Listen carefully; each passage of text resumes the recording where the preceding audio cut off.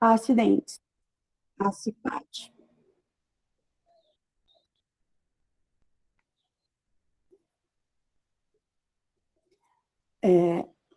Hoje, com o tema Atualizações e Perspectivas em SST.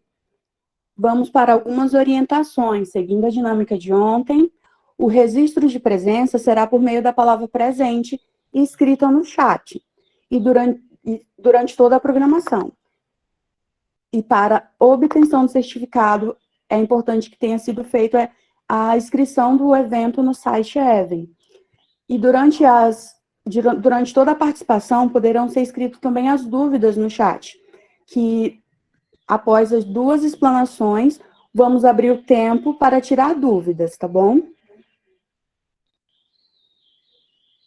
E repassado as orientações, todos aí se sintam bem-vindos e vamos prestar bastante atenção para as atualizações que vão vir. Vamos passar a palavra para a professora Andréia Guimarães, que irá apresentar as principais modificações na NR7. Logo em seguida, nós teremos a apresentação do professor Antonelli, que falará sobre as principais modificações na NR17. Com a palavra, a professora Andréia. Olá, bom dia. Todos estão conseguindo me ouvir? Sim, professora. Ok. Só coloquei o cronômetro aqui do lado para a gente não extrapolar, porque a maioria não deve me conhecer, mas assim, eu gosto de falar bastante, né? Então, para não ter perigo de passar, senão a gente passa a manhã todinha aqui conversando e o Antonelli fica sem a vez dele. Mas vamos lá. Antes de iniciar, né, agradecer ao convite. Na verdade, assim, né, já faço parte do quadro. Feliz em rever, mesmo que seja virtualmente, nossos professores. Alguns alunos eu já ainda conheço, né, são de turmas anteriores. Aos que eu não conheço presencialmente ou de aulas virtuais, sejam bem-vindos. Aproveitem o curso, é um curso de excelência, né? E me atrevo a dizer que é o melhor curso do IFAC. Vamos manter esse nível nas próximas turmas. Então, vamos lá. Eu vou falar um pouquinho sobre a atualização da NR7. Dependendo do período que vocês estiverem, já devem ter estudado a norma, e outros talvez não. Então, o enfoque dessa CIPAT é a gente falar sobre as atualizações. Então, só a título de aprendizado, de relembrar, na verdade.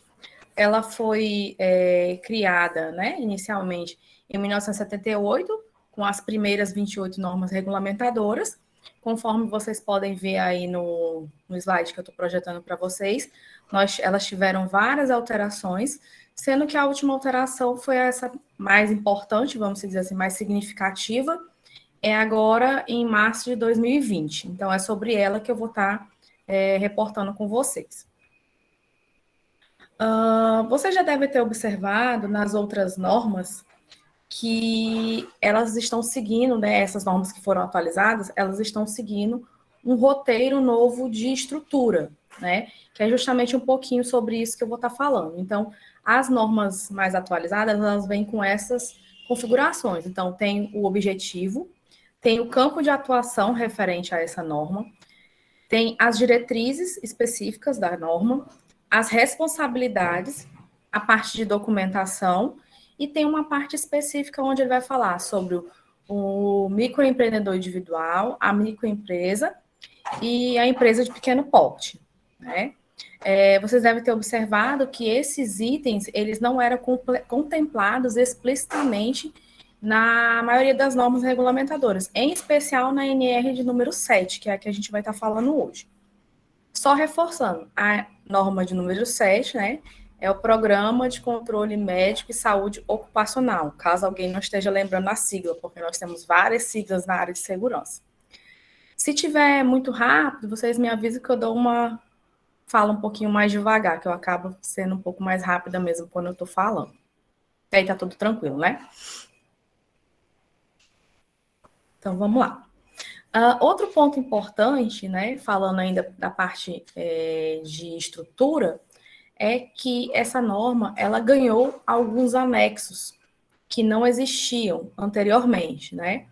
e ela, na verdade, agregou alguns anexos que tinham em outras NRs, então ela fez uma organização, agrupou os documentos que eram referentes à parte do programa de controle médico.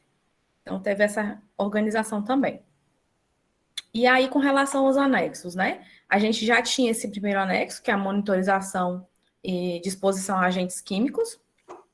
Nós já tínhamos esse anexo 2 também, que é sobre o controle médico dos níveis de pressão sonora elevados, então questão de ruído. Essa anexo 3, que é o controle radiológico e espirométrico, ele já existia, porém ele tem algumas alterações, principalmente na parte do controle espirométrico. O controle médico de ocupação de condições hiperbáricas, ele já existia também, e o que foi acrescentado, na verdade, que estava presente em outra norma, de forma mais resumida, é o controle médico sobre as substâncias químicas cancerígenas.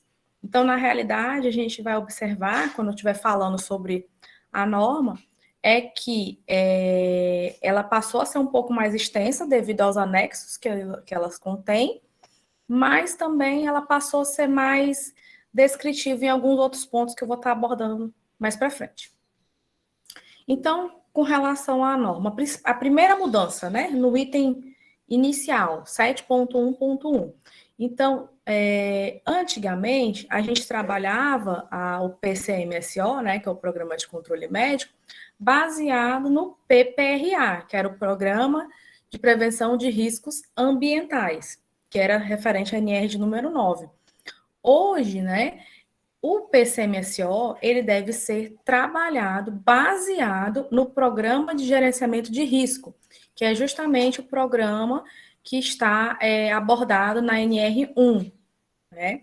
Então, isso é a principal mudança, o principal eixo de modificação da SNR vem baseado nisso. Com relação ao campo de aplicação, anteriormente, não estava explícito da forma que está escrito hoje em dia. A gente subentendia porque haviam textos semelhantes em outras NRs, né? E a gente sabe que a empresa ela segue várias NRs. Tem as NRs gerais e tem as NRs específicas. Então, isso não estava escrito na NR antes, né?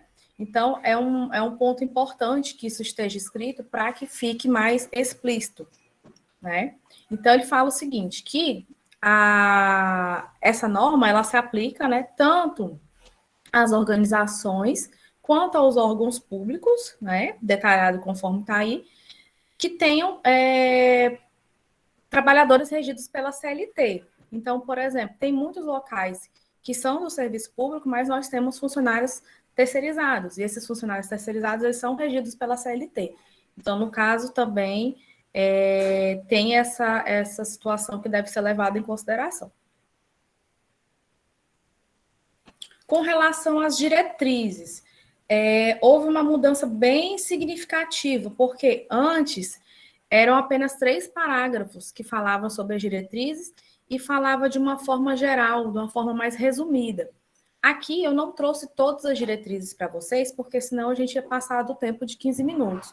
Mas é importante lembrar, eu trouxe algumas que são, entre aspas, novidade, né, para a gente.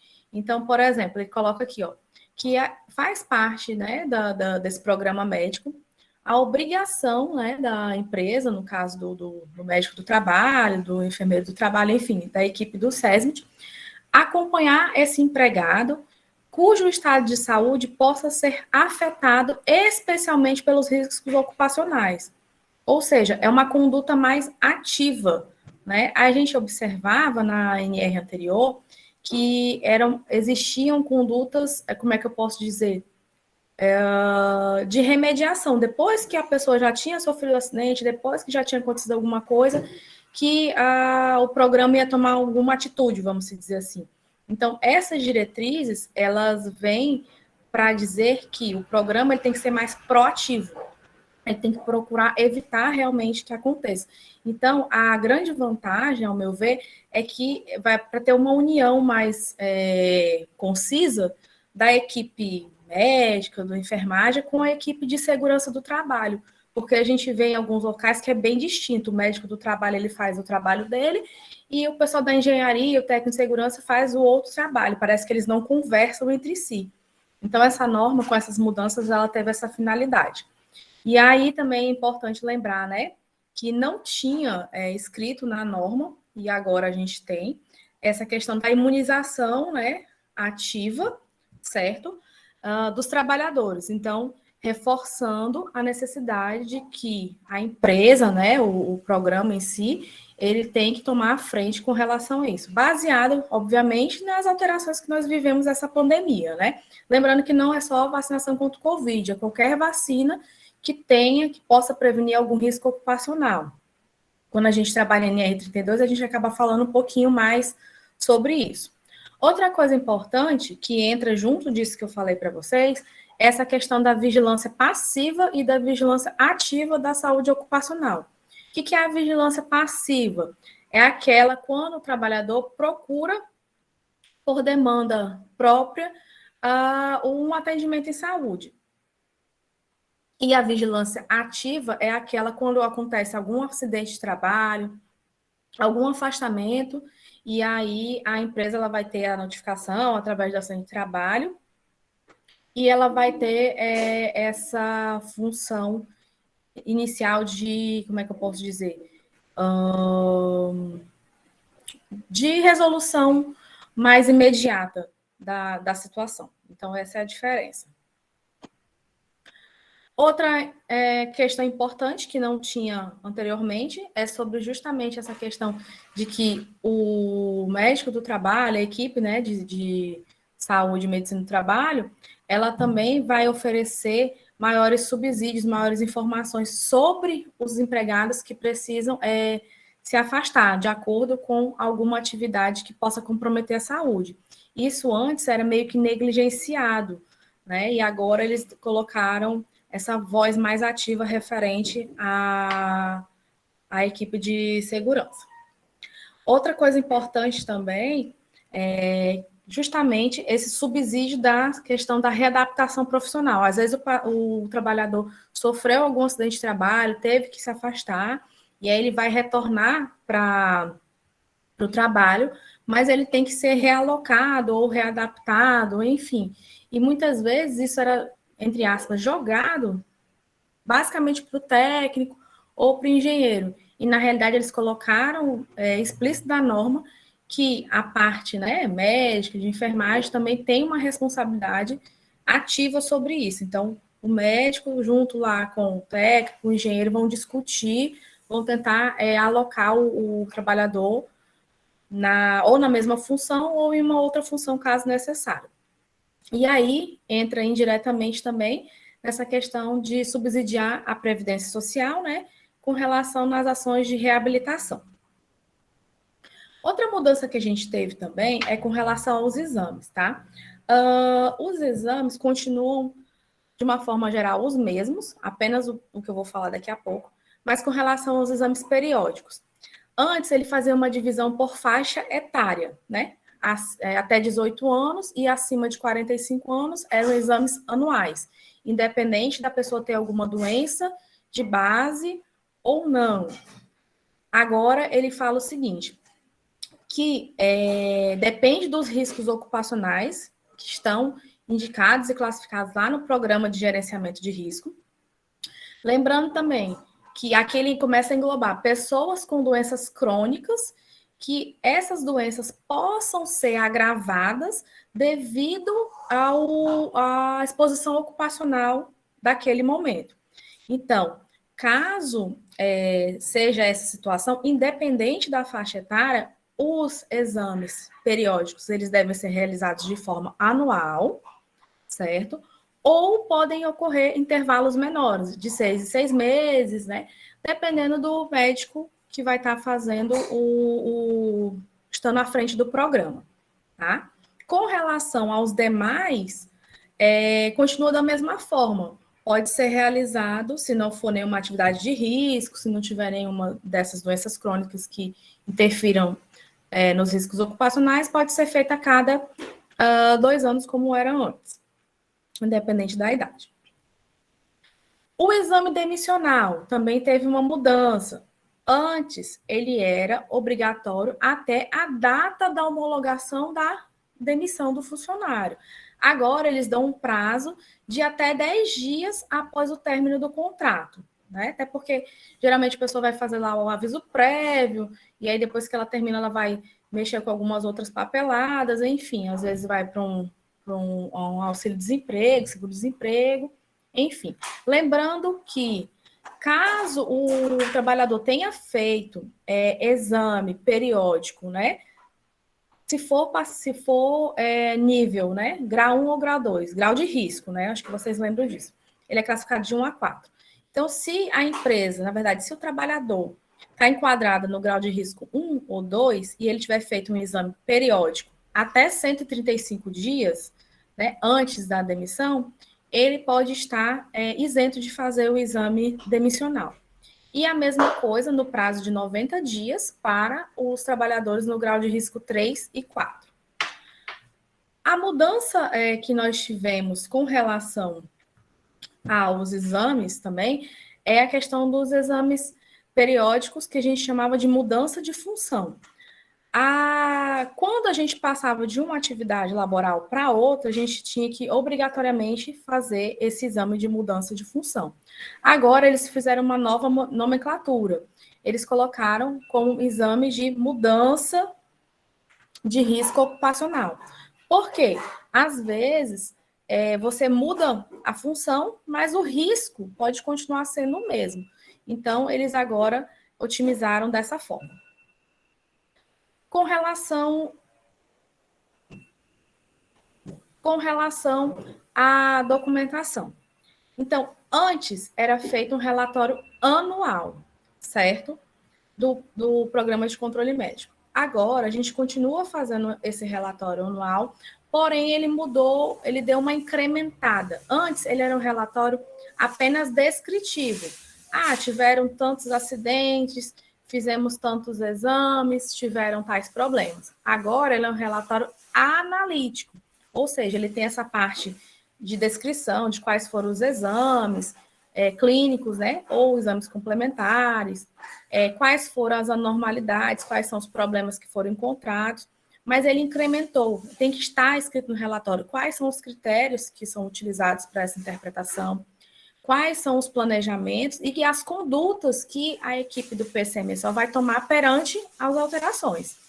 E, muito importante, ele tem que obrigatoriamente fazer uma análise comparativa, né, entre os anos anteriores e uma discussão sobre esse assunto. Então, não é simplesmente um monte de tabela. Ele quer, esse relatório, realmente fazer uma análise geral da situação da empresa.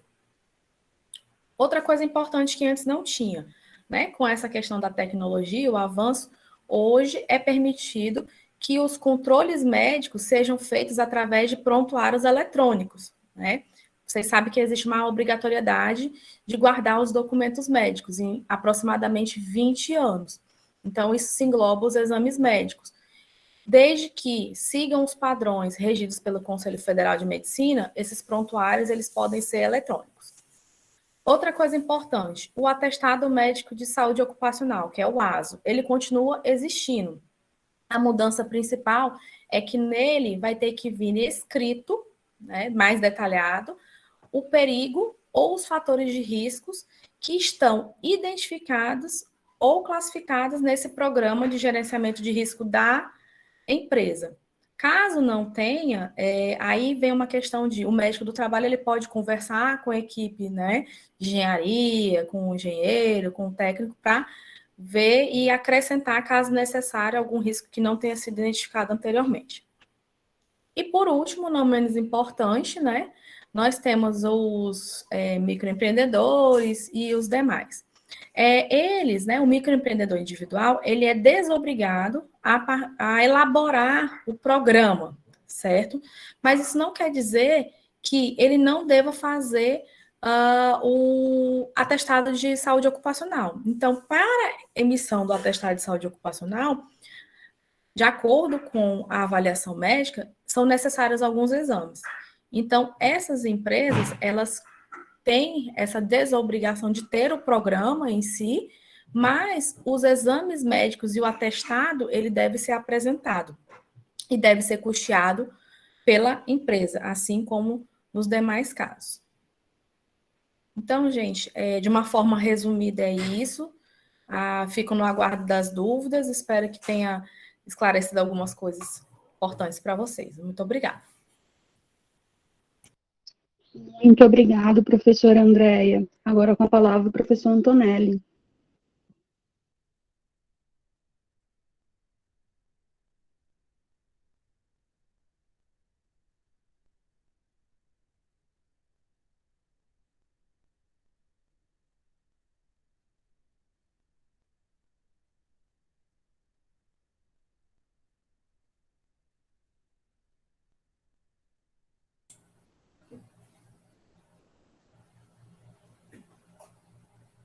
Bom dia, pessoal. Espero que esteja tudo bem com vocês. É um prazer estar com vocês hoje aqui. Agradecer à organização pelo convite de participar desse evento. E hoje nós vamos falar um pouquinho aqui sobre as mudanças da NR17. Estou compartilhando aqui com vocês. Então, pessoal, vou contar um pequeno aqui histórico, né, como é que chegou até o momento de hoje. A ergonomia, na verdade, ela sempre esteve presente na humanidade, né? Desde o início ali, quando o homem se entende como gente, né? Vou colocar assim, já tinha a questão da ergonomia. No entanto, só a partir ali depois da Revolução Industrial que começou a ter alguma preocupação maior com alguns estudos, alguns aspectos relacionados ao que a gente conhece como ergonomia. Mas como ciência mesmo, ela só foi existir, vamos colocar assim, mais ou menos em 1950, né? Então é relativamente novo, uma ciência relativamente nova. E aqui no Brasil, o que aconteceu? No início dos anos 90, final dos anos 80 ali, estava acontecendo bastante doenças relacionadas principalmente à informatização. Então, chegou ali, principalmente nos bancos, a questão dos computadores chegando e estava tendo grande quantidade de pessoas ficando doentes relacionados a aspectos aí, da ergonomia. E aí houve a necessidade de criação de uma norma que tentasse resolver um pouco a situação que estava naquele momento. E então foi criada aí a NR17 com esse intuito de tentar resolver. Só que acabou que ela ficou muito focada mais nessa... Muito focada, não. Relativamente mais focada nesse aspecto da informática. E a gente sabe que a ergonomia ela é bem mais ampla do que somente essa área. Então, aqui nós vamos falar dessa mudança que sofreu agora, essa atualização que ocorreu agora recentemente, já está valendo, né? E eu considero, analisando comparando o que tinha antes e depois, e vendo aí os comentários do que o pessoal tem realizado, sofreram algumas alterações, não muito profundas, mas relevantes, porque alguns aspectos que eram colocados assim, que não eram tão lembrados, foram postos, mas também, ao mesmo tempo, alguns pontos que a gente vai ver aqui ficaram... As pessoas esperavam que teria alguma coisa nesse sentido e acabou que não satisfez aí a maioria alguns profissionais da área. Mas, de modo geral, acho que foram positivas as mudanças. Já no início aqui da norma, né, a principal mudança, se a gente for ler, eu coloquei aqui o antes e depois, a norma ela tinha como objetivo que era estabelecer os parâmetros que permitam a adaptação das condições de trabalho às características psicofisiológicas dos trabalhadores, de modo a proporcionar o máximo de conforto, segurança e desempenho eficiente. Basicamente, o que mudou aqui entrou a questão da saúde, que não fazia parte. Pessoal, assim, se você for analisar já aqui de cara aqui esse texto, o que é importante a gente pensar, né? Porque a ergonomia ela tem algumas escolas, né, que a gente conhece como o estudo da ergonomia, que é a escola mais americana, a escola francesa, né? Então, aqui a gente tem 3 pontos que são muito importantes, tinha, né? Que era conforto, segurança e desempenho. E agora tem a questão da saúde. Não dá para você trabalhar ergonomia, por exemplo, propondo apenas, querendo ou não, o conforto, por exemplo, do trabalhador. Porque se você for pensar, vou proporcionar o máximo de conforto, que nem era colocado aqui. Se for pensar só nesse aspecto, provavelmente os outros vão ficar, não vão encontrar um certo equilíbrio. Então, a ideia aqui é de você encontrar um certo equilíbrio entre esses, agora, 4 aspectos. Então, vamos supor aqui, né, um exemplo meio aleatório, né? Qual lugar que você tem o maior conforto? Geralmente seria deitado, né? Não é verdade? Só que imagine você trabalhar no máximo conforto, que é deitado. Nem todo esse tipo de trabalho daria certo, né? Então, ao mesmo jeito que a questão, por exemplo, desempenho eficiente. Se você for pensar, a pessoa trabalhar no máximo desempenho eficiente, provavelmente ela vai ter algum problema de saúde, provavelmente algum aspecto da segurança e de conforto. Então, por isso que o ideal é tentar encontrar esse equilíbrio. Esse é o primeiro ponto que a gente tem que, na ergonomia, se você entender isso, você vai entender bem mais fácil os outros conceitos. Aqui eu coloquei os principais destaques dessa mudança. Então, analisando aqui, tem 2 principais, que é primeiro que a questão da avaliação ergonômica preliminar, que não existia, e já tinha análise ergonômica do trabalho. Então, só tinha análise ergonômica do trabalho. Agora tem esse novo, vamos colocar assim, essa avaliação ergonômica preliminar, e é o que tem causado maior burburinho, as pessoas têm comentado mais com relação à norma. Já que eu vou falar um pouquinho mais sobre essa avaliação ergonômica preliminar. E o outro ponto é que a gente tem visto todas as normas, que é a integração com gerenciamento de riscos e o programa de gerenciamento de riscos, né? Então, assim, são esses 2 pontos principais que acho que são as grandes diferenças do que a gente tem visto aqui nessa atualização da NR17. Então, pessoal, o que essa avaliação ergonômica preliminar e a questão da análise ergonômica do trabalho? Na verdade, assim, se você for pensar, quem já leu a NR17 anteriormente, ela tinha alguns pontos que eram meio, vamos colocar assim, meio estranhos, né? Porque a própria análise ergonômica, ela é necessário uma demanda, né?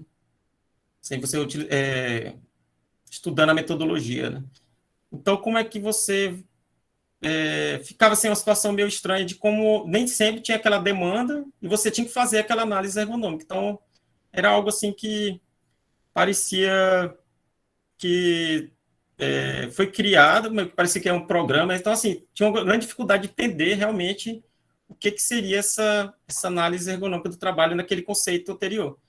Então, aqui eu entendo que a ideia aqui dessa avaliação ergonômica preliminar ela é tentar resolver um pouco esse problema de já a empresa ter que fazer logo uma análise ergonômica, sendo que não tinha aquela demanda. Então, assim, acabou que, se você for analisar essa avaliação ergonômica preliminar, ela vai ser como se fosse uma avaliação prévia, né, para geral dos aspectos ergonômicos. E aí, quando tiver uma situação mais complicada, um problema maior, aí sim que vai ser feita aí a análise ergonômica do trabalho. Então, grande diferença que eu acho que foi da NR17 é isso. Criou-se esse mecanismo para situações aí que mais geral, né? Vamos colocar assim. Agora, outros pontos também que são interessantes destacar é a questão na própria norma tinha a questão da alteração da pausa, a gente vai ver que mudou um pouco nesse sentido. Tinha colocado um momento que tinha que ter pausa de 10 minutos para cada 50, a gente vai ver que sofreu alguma alteração nesse sentido. Diminuir essa questão do trabalho informatizado, não é tanto mais o foco da norma.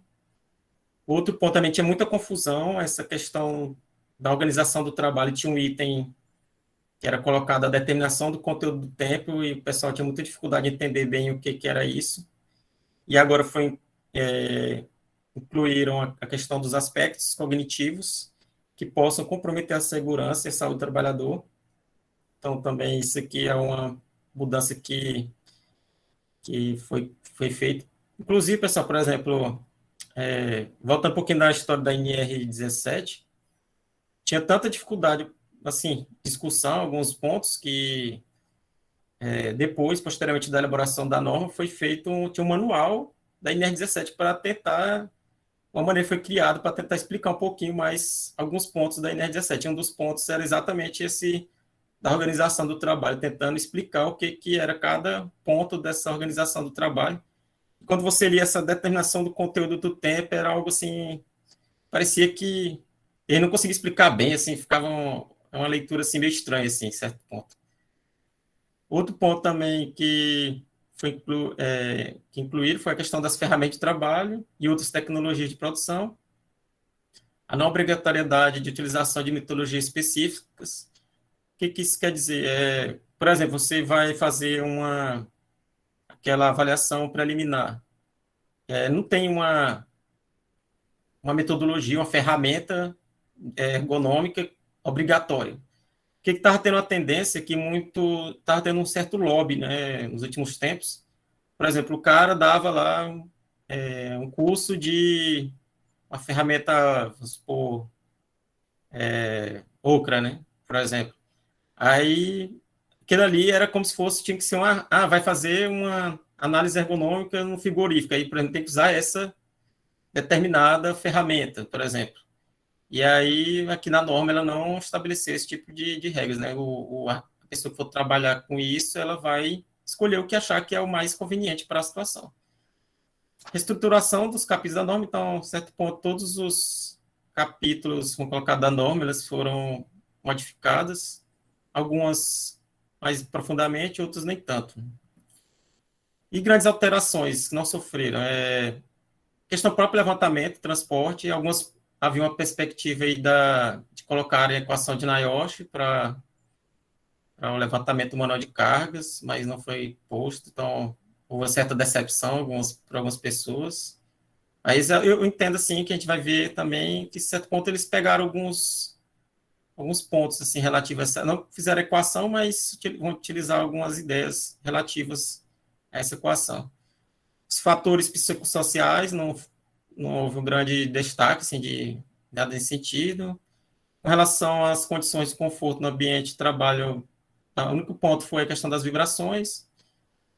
E aí que na norma trouxe a questão, não se aplica a movimentação de pessoas. Um dos pontos principais, provavelmente, essa questão dos hospitais, que havia uma dificuldade, né, de utilizar alguns conceitos da NR17 nesses locais. Participação dos trabalhadores, tem alguns pontos falando da participação dos trabalhadores na NR17 nova agora, mas, por exemplo, havia alguma certa expectativa de ter a questão da COERGO, né, que é o Comitê de Ergonomia, que não veio isso. E os anexos não sofreram nenhuma alteração, né? Então, nem novos anexos ainda. Então, também outro ponto que a gente pode frisar aí, que não sofreram grandes alterações. Alguns pontos aqui eu vou trazer da norma que mudaram, comparando um pouco antes e depois. Os primeiros aqui é a questão da divisão da norma, né? Se você for ler a NR17, ela tem como se fosse capítulos, vamos colocar assim. E um dos primeiros da mudança, praticamente, a questão dos equipamentos, que trouxe uma divisão entre máquinas, equipamentos e ferramentas manuais. Então, não falava de ferramentas manuais, né? Então agora já tem esse destaque. Antes, a questão da análise ergonômica, só falava aqui da análise ergonômica. Agora nós temos a avaliação preliminar. Então, aqui, quais situações, a gente agora vamos falar um pouquinho disso. Situações que você vai realizar ali a avaliação ergonômica preliminar. Então, assim, que nem a gente tinha falado anteriormente, vai ser feita em praticamente todos os tipos de situações, né? Porque que nem a análise ergonômica era um pouco complicado você realizar. Então, é uma forma mais superficial, não quer dizer que deve ser mal feita, né? E, ao mesmo tempo, também ela nesse 17.3.1, ela libera a utilização de vários tipos de abordagens. pode usar ferramentas qualitativas, semi-qualitativas, semi-quantitativas, ou a combinação dessas ferramentas, por exemplo, para você conseguir atingir o objetivo de conseguir identificar ali situações do risco ergonômico. Então, outro ponto muito importante é que ela vai se relacionar ali com o PGR, né? Então, aqui ela não obriga, por exemplo, tá nos documentos, mas você pode relacionar os dois, né? Sendo que é importante frisar que ela deve ser registrada também pela organização. Então, você não vai fazer uma análise, avaliação dessa e não documentar, né? Então, que reforça que é importante de estar documentado nesse documento. Agora, sim, a análise ergonômica do trabalho, que situações que agora elas devem ser realizadas. Então, antes eram em todos, agora não. Tem 4 situações que a gente vai verificar aqui que são situações que devem ser realizada a análise ergonômica do trabalho. Que é quando tiver uma situação aí de uma avaliação mais profunda da situação, tiver uma situação que só aquela avaliação preliminar não foi suficiente. Então, por exemplo, identificou que não é suficiente, tem que aprofundar mais para verificar o que está ocasionando aquela determinada situação. Então, você vai fazer uma análise ergonômica. Outras situações, identificação de inadequações e insuficiência de ações adotadas. Então, ali aquilo que foi feito não foi suficiente para sanar, resolver aquela situação determinada. Então, vamos ter que fazer ali uma análise ergonômica. Outra é no PCMSO. Então, por exemplo, é sugerido fazer ali uma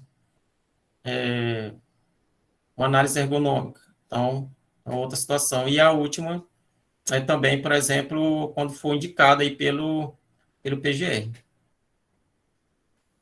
A análise ergonômica, assim, agora, assim, a questão da análise ergonômica, ela tem as etapas, né? Então, aqui fica claro também quais etapas que devem ter nessa análise ergonômica.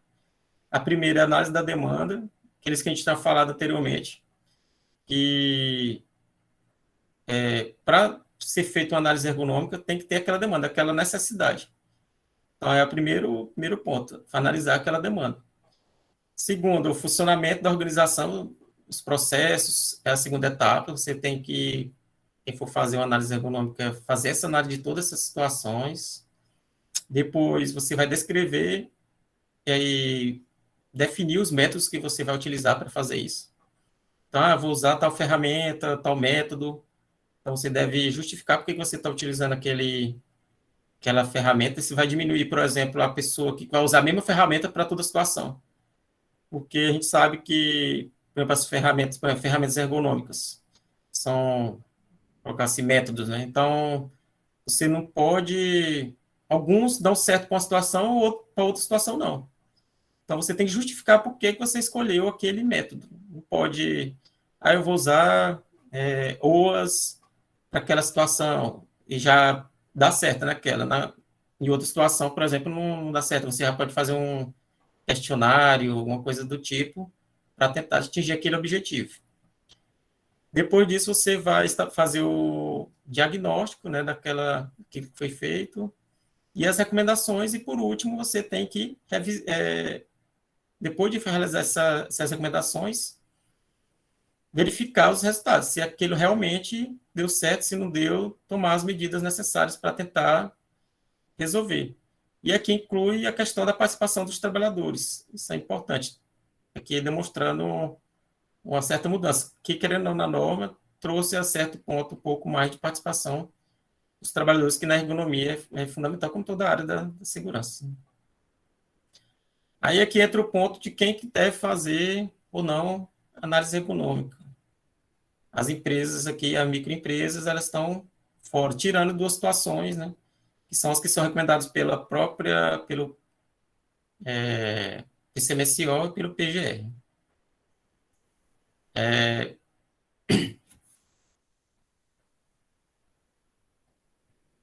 Então, assim, o que deve integrar, fazer a relação agora com o PGR, né? O que deve integrar tanto a EP quanto a ET, né?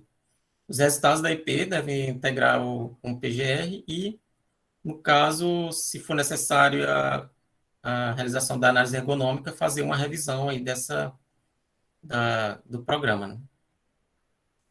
Deve ser previsto plano de ações no tema da PGR, então isso é muito importante, ter esses planos de ações e de acordo, como a gente sabe que o PGR ele não é algo fixo, né? Ele deve sempre ser atualizado. Então, do mesmo jeito aqui, ter essa relação, né? Tentando sempre adequar, verificando se tem algum problema, você vai tentando resolver e daí por diante. Não é algo que aquele documento pronto vai ficar guardado, né? Novamente, aqui, outro ponto que deve ter a participação, né, dos trabalhadores nesse processo. E aqui a gente lembra alguns conceitos da ergonomia, né? Aqui a gente pode até considerar, a certo ponto, uma ergonomia participativa dos trabalhadores. Os trabalhadores devem, sempre que possível, participar nesses, por exemplo, vai ter uma avaliação preliminar, uma análise ergonômica do trabalho. Então, os trabalhadores, sempre possível, eles devem participar aí da ergonomia. Assim, até você pode tentar, se tiver uma empresa, tentar implantar, por exemplo, aquele coergo, né? Para tentar auxiliar isso, é uma opção de estratégia que pode ser utilizada aí. Agora, com relação à organização do trabalho, outra mudança que teve, como eu falei, foi tirado um dos pontos, que é conteúdo do tempo, né? E agora foi inserido aí os aspectos cognitivos. Outro ponto interessante aqui já é outro conceito, a ergonomia da correção, né? Se você for analisar aqui, o que acontece? Por exemplo, os trabalhadores situações, por exemplo, que tiver problemas musculares, atividades que tenham um esforço exagerado, vamos colocar assim, né, as atividades, a empresa ela deve usar medidas técnicas de engenharia organizacional e administrativa para tentar sanar aquela situação, não deixar que o trabalhador continue naquela situação. Então, você vai utilizar medidas de engenharia organizacionais e administrativos. Outro ponto também interessante aqui é a questão do trabalho contínuo e repetitivo, né? Que é juntando com aquele anterior, se você for pensar, um dos principais problemas. As pessoas, os trabalhadores fazendo aquele trabalho de forma contínua e repetitiva. Isso aí vai ocasionar problemas de saúde para esse trabalhador. E aí, algumas situações, por exemplo, trabalhador que trabalhando nessas situações, por exemplo, posturas extremas e nocivas, ele está numa postura ali, uma torção, né, por exemplo, fazendo movimentos que vão comprometer a saúde dele por várias horas, por exemplo. Imagine você trabalhar numa posição bastante incômoda por muitas horas de forma repetitiva. Isso, no primeiro momento, você talvez não vai ter algum problema, mas com o passar do tempo, você com certeza terá algum problema de saúde relacionado a isso. Movimentos bruscos de impacto, aqui pode entrar até a questão das vibrações, né? Trabalhos, por exemplo, você utilizando ferramentas que você tem a necessidade de utilizar um certo impacto, você vai com certeza trazer um problema de saúde para o trabalhador. Uso excessivo da força muscular, a frequência dos movimentos dos membros superiores, que possa comprometer a segurança e a saúde do trabalhador. Aí é que entra a questão das vibrações também. E também a questão da exigência cognitiva, que possa comprometer a segurança e saúde do trabalhador. Então, por exemplo, ele ficar tendo que tomar decisões que, se acontecer um erro, ele pode, por exemplo, acontecer um acidente. Imagina você trabalhar em toda essa pressão, né, vamos colocar assim, de horas. Se você cometer um erro, aquilo ela pode acontecer um acidente ou algo do tipo. Então, assim, quais as medidas nesses casos que devem ser tomadas? Pelo menos 2 dessas 4, né? Uma é a pausa, só que, assim, a pausa era muito usada, dependendo do lugar, de forma inadequada. A pessoa vai parar 5 minutos, 10 minutos, só que aí ela tinha que compensar depois. Então, isso você está enganando, né? Vamos colocar assim, não está utilizando de forma adequada. É uma pausa para o trabalhador recuperar seu psicológico, seu físico. Não é para um descanso, né? Muitas empresas, às vezes, tinham essa visão de que essa pausa era como se fosse descanso, estava perdendo dinheiro. A gente sabe que tem vários estudos que demonstram que essa pausa, não dar essa pausa, ela vai também ter prejuízo dentro da empresa. Então, não é um prejuízo para a empresa você ter essa pausa, né? A alternância das atividades. Então, por exemplo, o trabalhador ele só faz aquela mesma atividade durante o dia todo. Então, dependendo, você pode alternar aqueles trabalhadores, fazer com que ele faça outro tipo de atividade para tentar também mudar ali os grupos musculares, mudar o ritmo, né? E daí por diante. Alteração da forma de execução da tarefa. Então, por exemplo, ele sempre faz daquele jeito, você criar outras maneiras de executar a atividade. Então, muitas vezes a gente... isso no dia a dia nosso, né? Por exemplo, você sempre fez a atividade daquela forma, uma tarefa. Mas, às vezes, você fazendo de outra forma, você vai ter o mesmo resultado. Sendo que aquilo ali não comprometaria a saúde da pessoa. Você aprende a fazer de uma maneira e, às vezes, com uma pequena mudança, você vai trazer o mesmo resultado sem comprometer a saúde, no caso aqui, do trabalhador. E outras medidas técnicas aplicáveis recomendadas na avaliação ergonômica preliminar. Então, por exemplo, se for verificado que a mudança de um equipamento, alguma coisa do tipo, já vai solucionar. É claro que aqui, dependendo, pode aumentar os custos, mas muitas vezes vale a pena você trocar um equipamento que vai estar comprometendo a saúde dos trabalhadores. Então, pode ser uma estratégia que, talvez, a médio e longo prazo, você vai ter uma recuperação, inclusive econômica. Eu gosto de frisar que a ergonomia ela tem um aspecto interessante que, muitas vezes, ela parece mais até como um investimento. Então, a empresa, se ela fizer algumas alterações em alguns equipamentos, máquinas, ela provavelmente ela vai ter ali um retorno também econômico e também da saúde daquele trabalhador.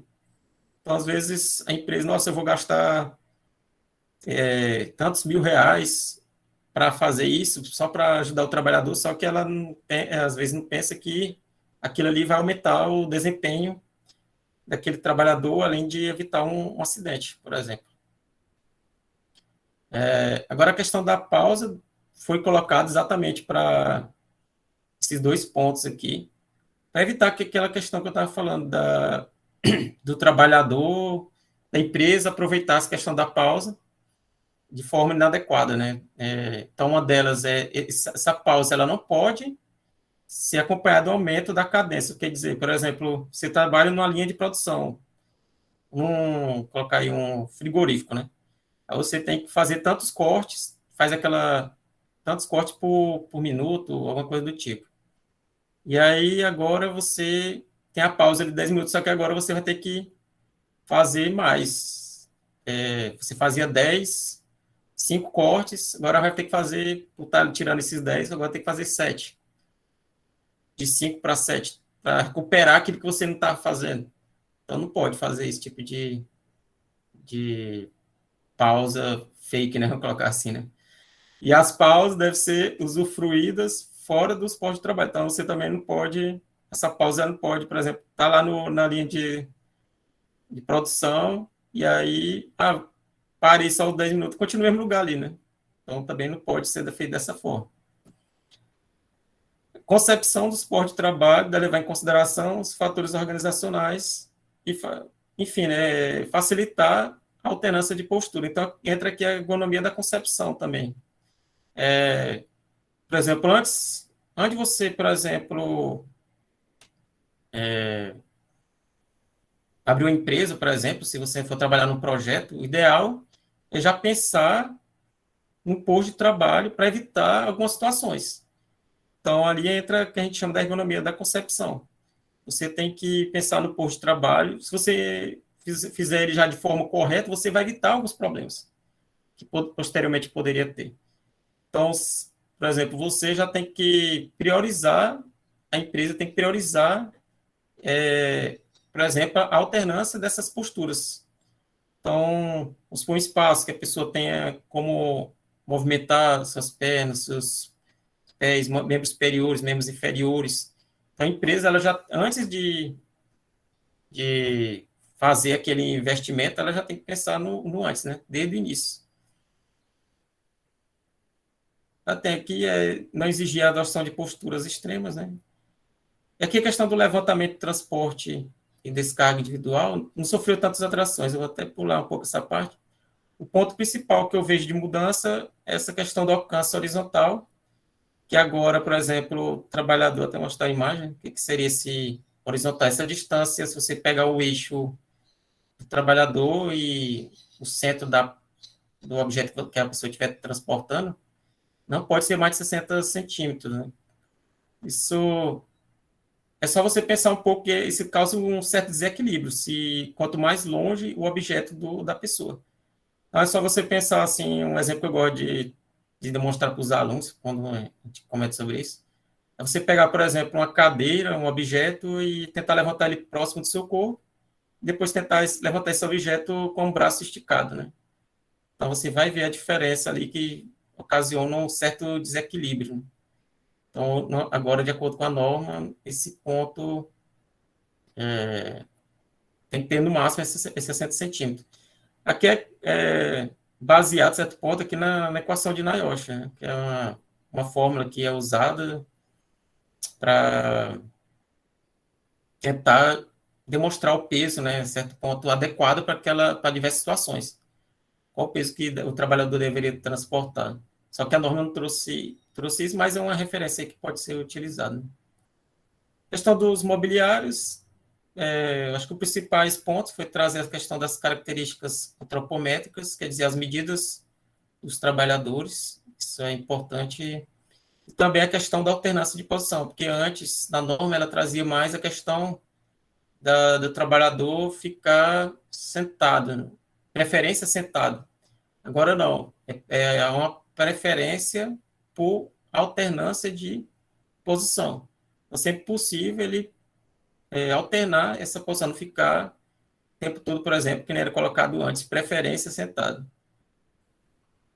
Aqui entra alguns pontos que eu até colocaria como um certo ponto, a antropometria dinâmica, né, que ali é mais, algumas situações a gente tem que falar da estática, de estar parado, dinâmica também, por exemplo, as zonas de alcance do trabalhador, né, qual a distância que esse trabalhador ele pode alcançar. Então, isso aí entraria questões, por exemplo, da distância, para não comprometer ali a saúde do trabalhador. Por exemplo, ele está trabalhando num escritório, por exemplo, qual distância que os itens que ele está utilizando devem ficar dele, né? Então, ele não pode, por exemplo, você colocar uma distância de um objeto que ele vai usar o tempo todo e ele tem que fazer um grande movimento ali para conseguir alcançar aquele determinado objeto que ele tem utilizado o tempo todo. Isso vai ocasionar um problema para a saúde desse trabalhador. Com relação aqui às máquinas e equipamentos, outro ponto que é interessante, ele traz a questão de uma relação também com a NR12. Então, e entra a questão também da concepção aqui, quando for comprar, os fabricantes, inclusive, quando forem pensar nos equipamentos, nas máquinas, pensarem aí já na questão do trabalhador. Sempre gosto de frisar que a gente... Quem que deve... Aquela pergunta, uma das primeiras perguntas quando eu dou essa disciplina de ergonomia é perguntar, a gente deve se adaptar à máquina ou a máquina deve se adaptar ao homem? Então, aqui você, apesar da realidade, geralmente ser o homem que se adapta à máquina, mas aqui a gente tem que lembrar que o ideal era o quê? As máquinas serem adaptadas ao homem. Então, quando for construir, os fabricantes construírem essas máquinas, equipamentos, você deve pensar já no trabalhador. Então, como você... o trabalhador, por exemplo, se for monitores, forem algum tipo de máquina, conseguir interpretar aquilo ali de forma mais clara, mais precisa, não causar ali um erro devido à não interpretação, por exemplo, de uma informação. Aqui outra novidade também que veio foi a questão das ferramentas manuais, na qual deve também ter ali uma preocupação com, por exemplo, a adaptação dessa ferramenta, por exemplo, à mão desse trabalhador. Professor Antonelli. Obrigado aí, acho que tentei trazer de uma forma, claro que dava para aprofundar mais, assim, tem uns itens aí que eu não coloquei, porque estenderia demais o tempo. Acho que os principais pontos são esses aí que a gente trouxe. Obrigado, qualquer coisa estamos aí para responder. Obrigada. Por enquanto não tivemos nenhuma dúvida no chat. Muito obrigada, professor Antonelli e professora Andréia. Mas eu tenho aí uma dúvida para a professora Andréia. Fiquei meio presa naquela questão do exame demissional, professora. Caso o trabalhador tenha feito o seu exame periódico, não será preciso fazer, dentro do prazo, não será preciso fazer o exame demissional. Mas se houver alguma, por exemplo, troca de cargo, e aí, a gente tem que fazer o exame demissional? Então, na realidade, o que acontece? Quando, né, lembrando que antigamente o exame era mudança de função, né? Então, por exemplo, eu era técnico de segurança, passei para engenheiro do trabalho, um exemplo. Então, como iria mudar a função, seria feito o exame de mudança de função. Agora, eles não trabalham mais dessa forma, eles trabalham a questão dos riscos, né? Então, mudanças de risco. Então, se lá pelo programa de gestão de riscos está escrito que os riscos referentes a ser técnico de segurança, um exemplo, forem os mesmos riscos referentes a ser um engenheiro do trabalho, não haveria necessidade de fazer um exame de mudanças de risco.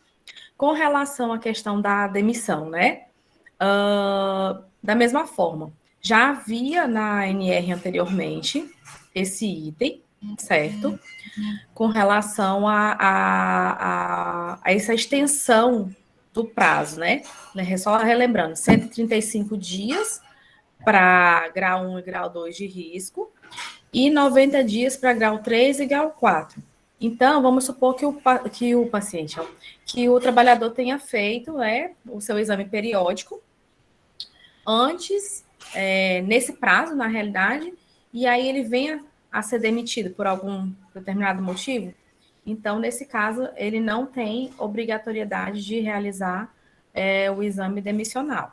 A diferença também é que na norma anterior, ele dava uma brecha de que o empregador ele poderia solicitar uma extensão desse prazo de mais 135 dias, grau 1 e grau 2, e mais 90 dias, grau 3 e grau 4, coisa que não pode mais agora. Não sei se eu consegui esclarecer a dúvida, senão eu tento novamente. Sim, professora, entendi.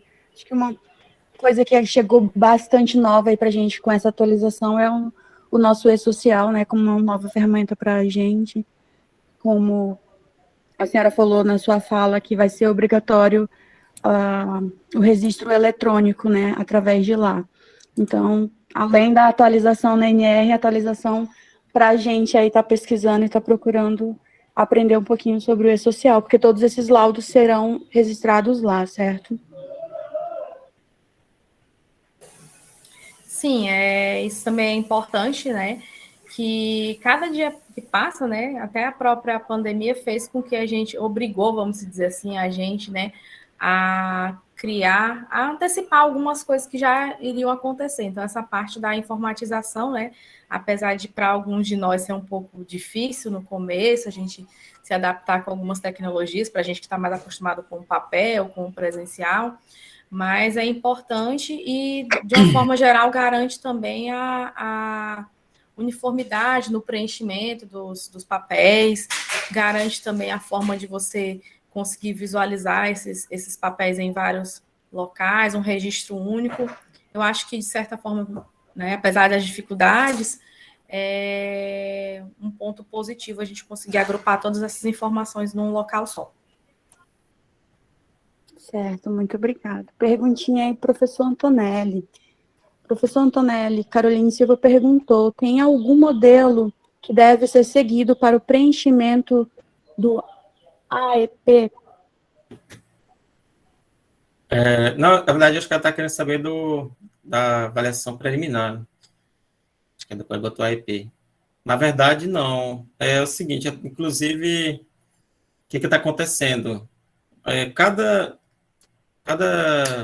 profissional ele vai tentar ali tentar chegar no seu, como se diz, sua estratégia, né? Seu método. Claro que você utilizando algumas ferramentas, questionários, você vai trazer ali ter um resultado, provavelmente, dessa avaliação. Mas não tem nenhum modelo específico, porque cada profissional ele vai tentar utilizar o que for interessante para tentar avaliar naquela determinada situação. Então, não tem um modelo ainda, nem vai ter, na verdade, nenhum modelo específico, de acordo com o conhecimento do profissional, o estudo dele, aquela situação, ele pode utilizar a estratégia que ele achar mais interessante para conseguir esse objetivo. Certo, Carolina? Certo, entendido. Muito obrigada, professores. Vamos seguir, Pedro? Vamos sim.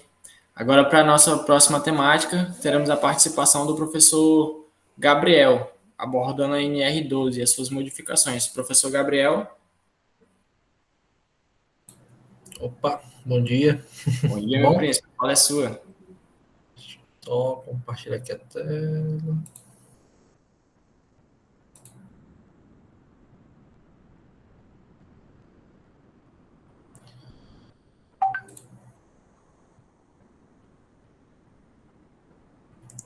Deixa eu ver aqui. Compartilhar.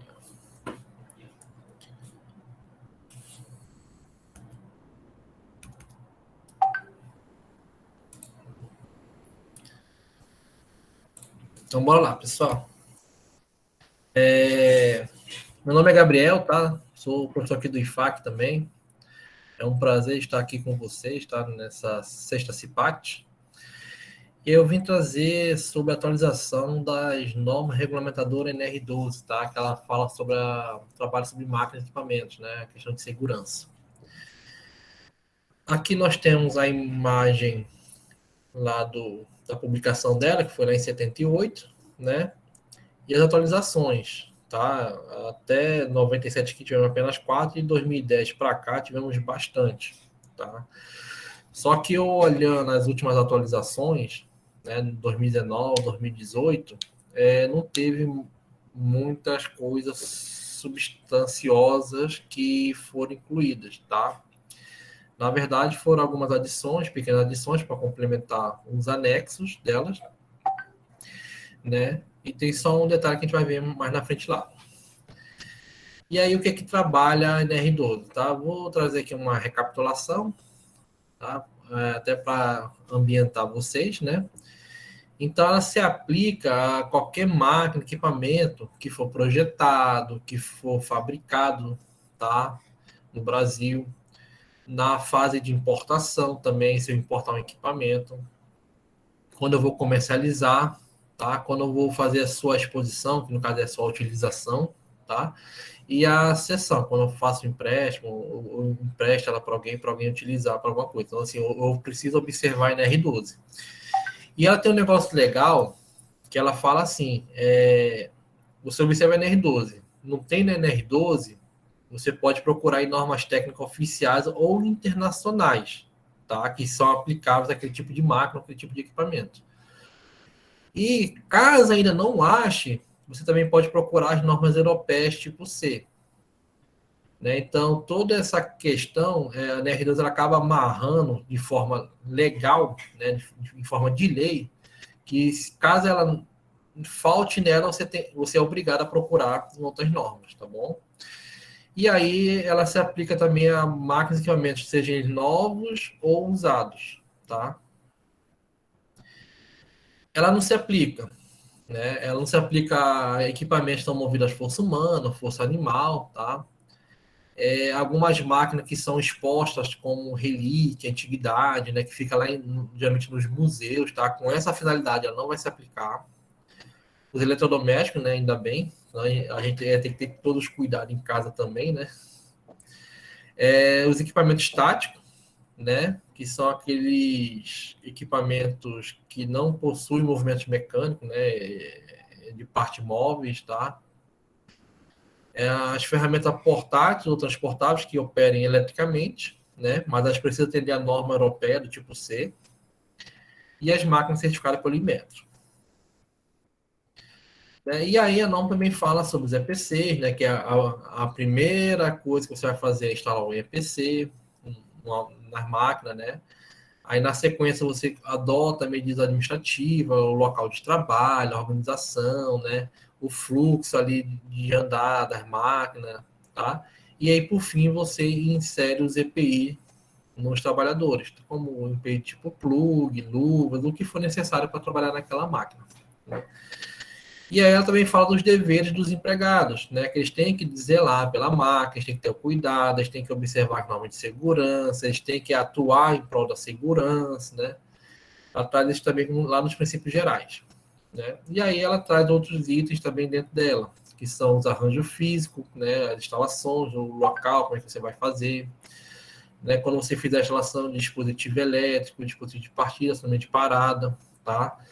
É engraçado que é interessante também que uma das atualizações da norma, né, lá em 2018, foi justamente esse dispositivo de partida, né, de parada, que em algumas máquinas que há risco de esmagamento, né, há risco de prensar, seja feito por 2 botões, né, para que a pessoa bote as 2 mãos em 2 botões ao mesmo tempo, para evitar ela ter um risco ali de prensar as suas mãos, tá?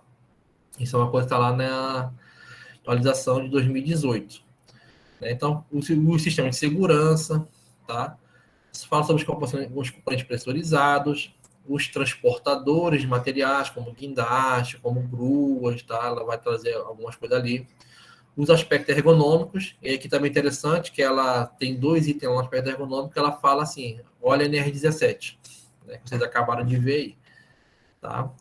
Fatores logísticos adicionais que pode ter, a questão de manutenção, expensão, preparação, ajuste, reparo, limpeza, quem é que vai fazer, se é o profissional habilitado, se é um profissional técnico, tá? Se é o próprio operador da máquina, tá? Em alguns casos, pode trabalhar com essas situações. As sinalizações, né? Aquela placa de advertência, perigo, choque elétrico, perigo, risco de esmagamento, né? A questão dos manuais também é interessante, porque o manual, quando é comprada a máquina nacional, ele é em português, mas quando a gente importa, ele vem na língua de origem, né? E aí, das duas, uma. Ou a empresa deve mandar o manual na língua portuguesa, né? Quando ele é importado, a máquina, o equipamento. Ou deve ser feita a tradução local para poder imprimir, né? E, assim, disponibilizar para o trabalhador. Os procedimentos de trabalho e segurança, o projeto de fabricação também, que a gente já falou lá no início, aqui vão trabalhar com projeto, fabricação, importação. A capacitação também é outro ponto-chave também, que todo trabalhador tem que ser capacitado, todo trabalhador tem que fazer a reciclagem desse curso de captação, não é só chegar e colocar ele para operar a máquina, tá? Tem todo um cronograma para ele fazer, tem todo um trabalho para ele poder ser realizado antes de chegar a operar a máquina, tá?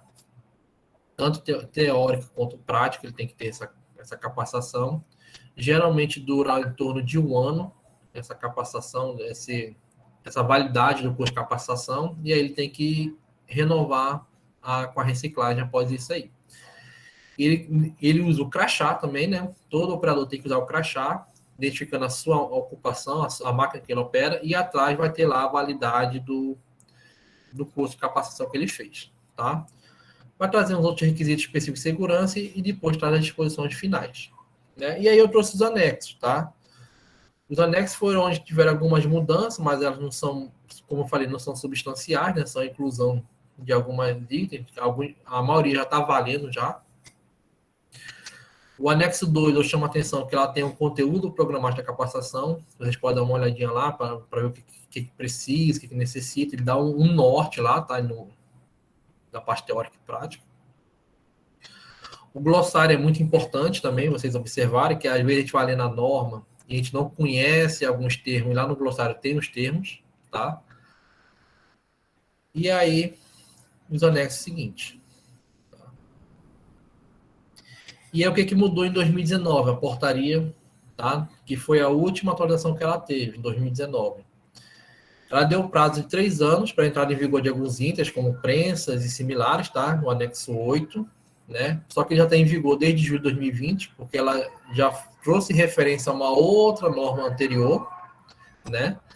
Então, por isso que ela já está em vigor, né? 2019 mais 3. Era 2017 mais 3, tá? E a mesma coisa para no prazo de 10 anos, que também já entrou em vigor, que ela fazia referência a uma norma lá de 2011, tá? Uma legislação lá de 2011. Então, ela já está em vigor desde 9 de dezembro de 2021, tá? E aí, depois, você faz a inserção da tipificação dos anexos também. Ela faz essa inserção de tipificação dos anexos dentro lá da norma. Então, tipo 1 é o anexo do 1 ao 3. Tipo 2, do anexo 5 ao 11. E o tipo 3, o anexo 4, né? E aí, o que é essa tipificação, né? Ela também está numa outra portaria, ela não está especificada lá na norma, tá? Mas ela tem uma outra portaria, que é a 787, que vocês estão vendo aí, né? Que fala a especificação dos anexos. Então, eles vão tipificar os anexos de todas as NRs. E o anexo 1 o tipo 1, ele complementa diretamente a parte geral da NR. O tipo 2 é sobre uma situação específica. E o tipo 3, ele não interfere na NR. Ele apenas exemplifica e define seus termos, tá? Então, essa é a tipificação, né? E aí, no mais, é isso, pessoal. Agora não é hora das perguntas, né? Mas aí fica aí para a sequência, tá? Muito obrigado. Professor, as perguntas serão realizadas após a fala do professor Vicente, tá bom? Ótimo.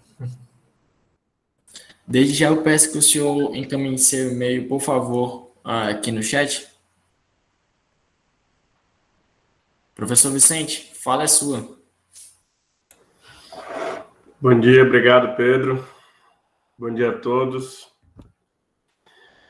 Vou falar um pouquinho hoje da atualização da NR31, né? E eu vou ser bem pontual, tá, em relação a essa norma regulamentadora. Por que eu vou ser bem pontual? Porque a gente já discute muitas coisas que já foram atualizadas na disciplina de segurança rural, né? Então, a gente vai ser bem sucinto em relação a algumas alterações. E o que eu achei de mais interessante, mais importante, para a gente estar discutindo, né, aqui nessa atualização da NR1, né? E aí, para a gente discutir sobre a NR31, a gente tem que falar um pouco do histórico de como que é essa norma regulamentadora, desde como a Constituição pensava antes, desde quando elas foram criadas, as primeiras normas em relação ao meio rural, né? Então, a gente teve uma lei, a primeira norma que falou sobre trabalhadores na área rural foi lá em 1973, né? Visto que é antes da portaria 3.214, né, que instituiu várias normas regulamentadoras. Então, já em 73, a gente já tinha normas que trabalhavam no meio rural, através do seu artigo 13º, né? E aí, em 88, foram criadas as NRRs, né? Foram criadas normas regulamentadoras rurais, através da portaria 3.067, né, que foi a primeira vez que tivemos as NRRs definidas em normas regulamentadoras, né? E aí foram, nessa época, foram publicadas em torno de 5 NRRs que eram aplicadas aqui no Brasil. E aí, só em 2005 que foi criada a norma regulamentadora 31, né, através da portaria número 86. Né? E aí, essa norma 31, norma NR 31, já veio com a nomenclatura para estabelecer onde que eram e quem eram os trabalhadores rurais, né? Os trabalhadores da pecuária, da exploração florestal, da silvicultura, e determinando quais são esses trabalhadores e quem estava previsto nessa norma regulamentadora 31. E desde 2005 tiveram algumas atualizações pequenas, né? E agora, em outubro de 2021, do ano passado, foram as atualizações que tiveram mais significância, com a nova NR31, né, através da portaria 22.677, de 22 de outubro de 2020, e aí ela só teria vigor após um ano, né? Então, a partir do dia 22 de outubro de 2021,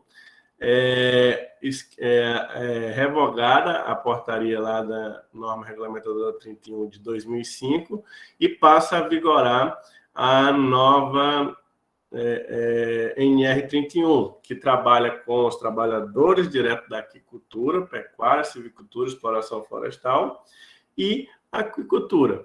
E aí, quais foram essas mudanças que tiveram, o que obtiveram e por que obtiveram essas atualizações, né? Na ideia do governo federal, e aí assim que ele lança essa portaria no dia 22 de outubro de 2020, né, um dia antes, ele também lança uma nota informativa dizendo o porquê que está fazendo essa atualização, por que está pensando nessa nova atualização.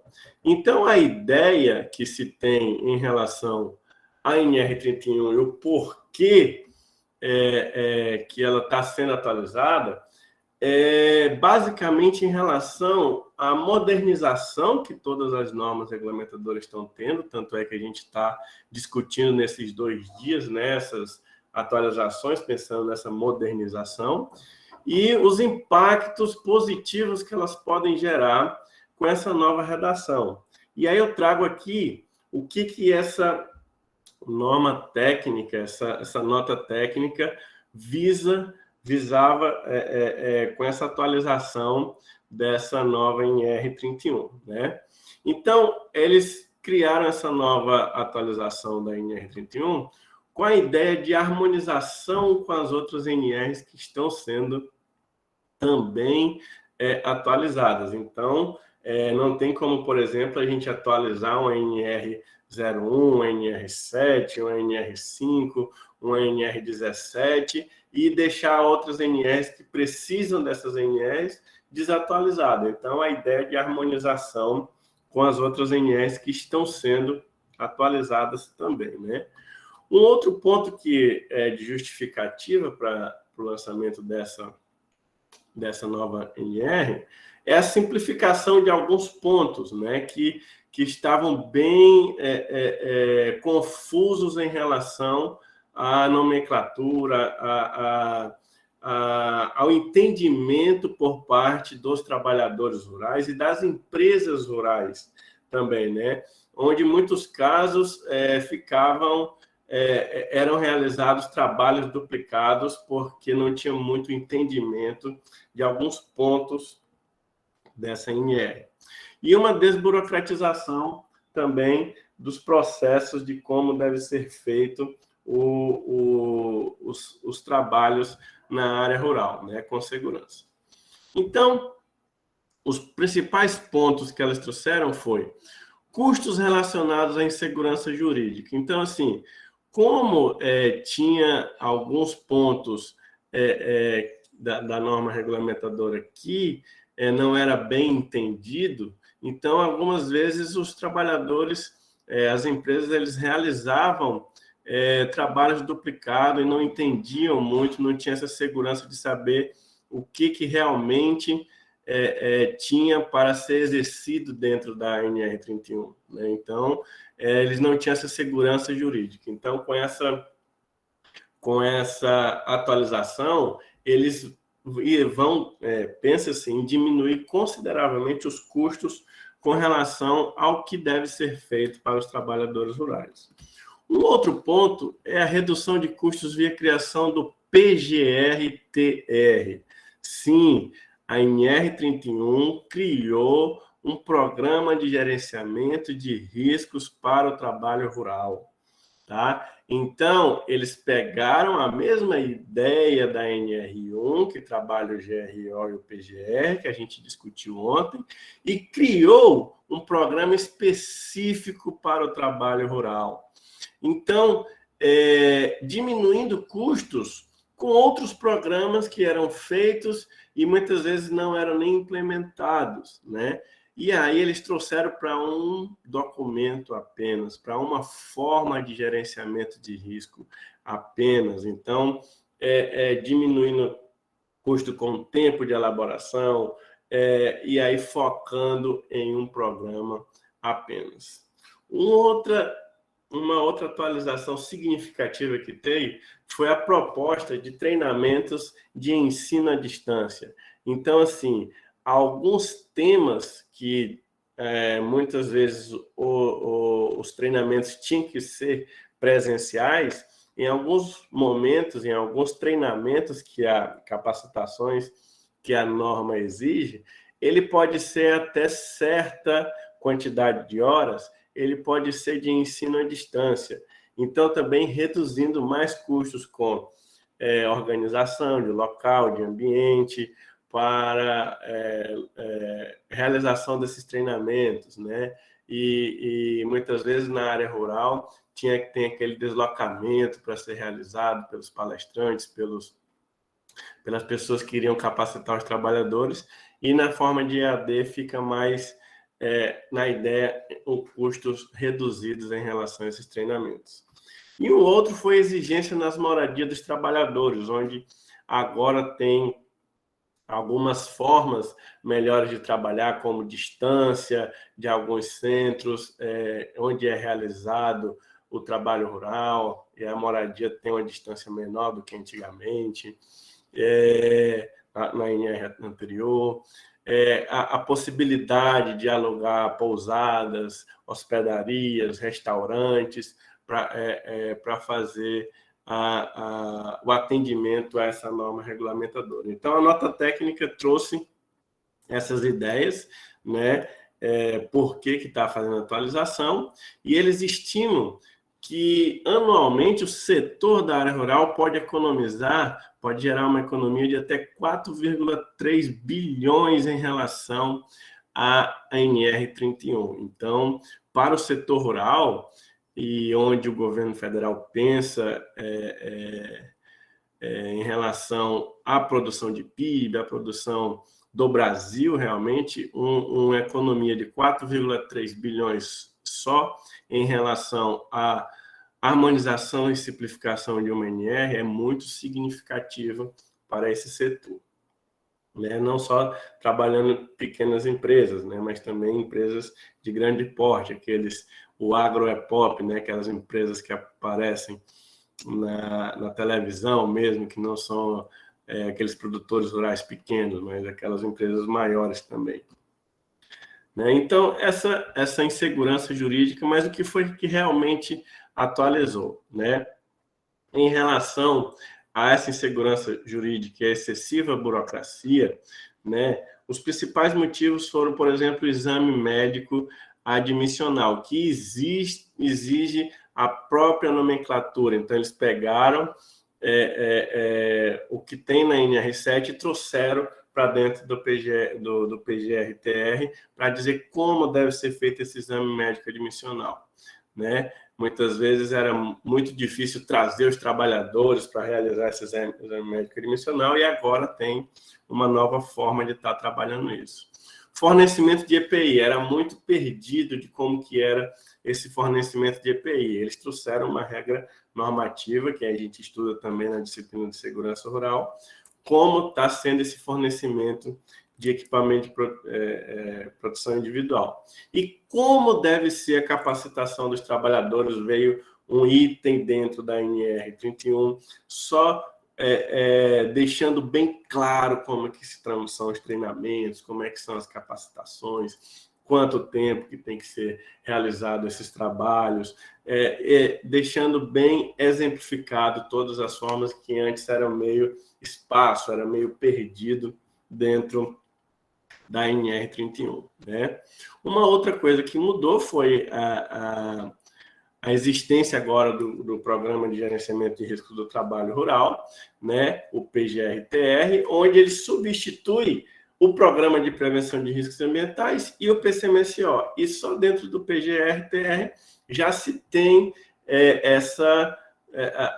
o que era realizado nessas outras normas regulamentadoras, e ele consegue estar agregando em um programa só. Uma outra ideia, e aí vocês podem lembrar de ontem da nossa palestra, que a revisão periódica era a cada 2 anos, né? Que só seria a cada 3 anos aquelas empresas que tinham sistema de ISO, sistema de qualidade, né? E agora, dentro do trabalho rural, a revisão periódica desse PGR-TR, a previsão dele é até 3 anos. Então, dentro desses 3 anos, tem que ser realizado o PGR-TR, ganhando mais 1 ano em relação ao PGR de empresas que não são da área rural, né? E um outro ponto é que o PGR-TR ele será grátis, né? Grátis para empregadores com até 50 funcionários, aquelas empresas que fazem o trabalho rural com até 50 funcionários, foi disponibilizado, está sendo disponibilizado pela Secretaria do Trabalho, né, uma forma de realizar as técnicas de avaliação de risco, onde o empresário mesmo consegue fornecer as informações dentro daquele documento e lá gerar um plano de ação lá dentro. Então, você não precisa contratar outras empresas de consultoria para realizar um PGR-TR com empresas até 50 funcionários, né? Então, já deu aí um auxílio grande para empresas de pequeno porte, né? Uma outra atualização bem considerável que mudou foi para trabalhadores itinerantes, né, em relação às estruturas provisórias, tais como sanitários e refeitório móvel. Não serão mais exigidos para esses trabalhadores, mas deve disponibilizar um ponto de apoio com deslocamento.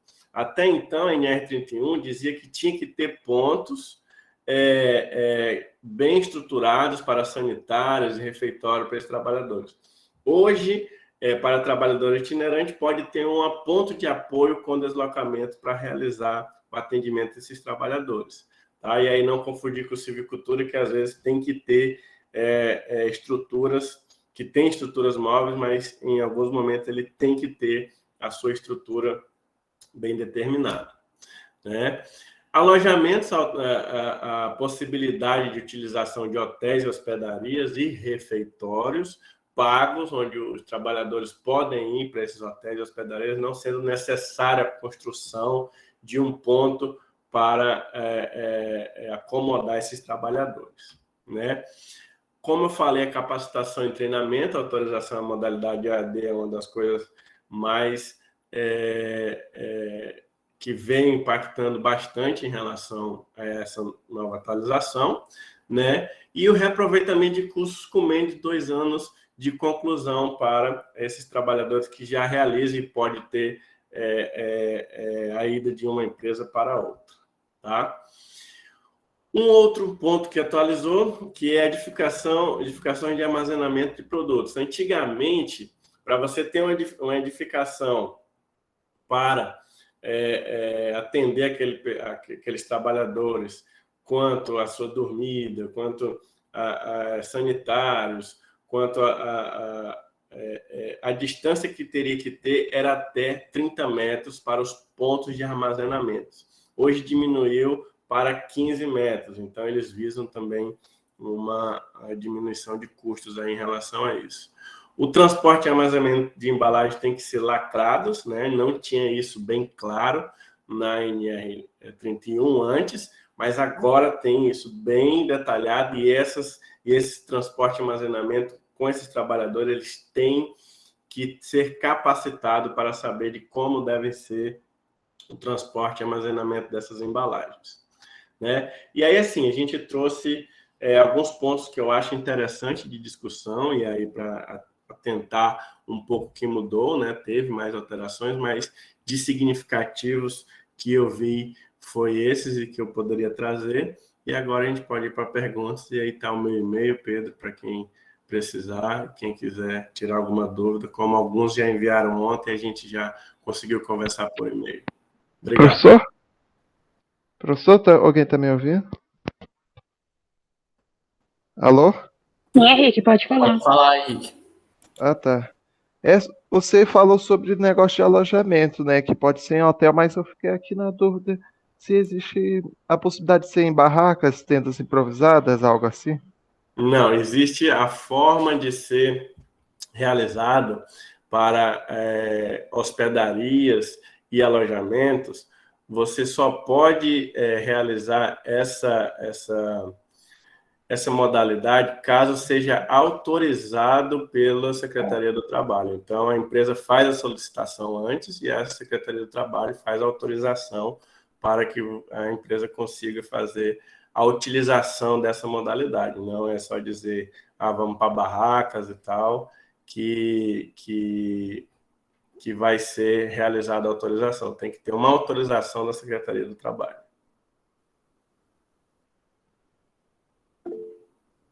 Pode perguntar, Djalma. Só um pouquinho. Sebastião, a dinâmica é essa agora? Todo mundo perguntando? Como é que é? Assim mesmo? Sim, Djalma. Cada um, você tiver alguma pergunta, pode falar, e quem for tendo perguntas pode mandar pelo chat ou pode ligar o microfone e falar também. Para o professor Gabriel também, né? Quem quiser perguntar. Isso. Os dois professores, professor Gabriel e professor Vicente. Tá bom. Fica à vontade, Djalma. Oi, professor.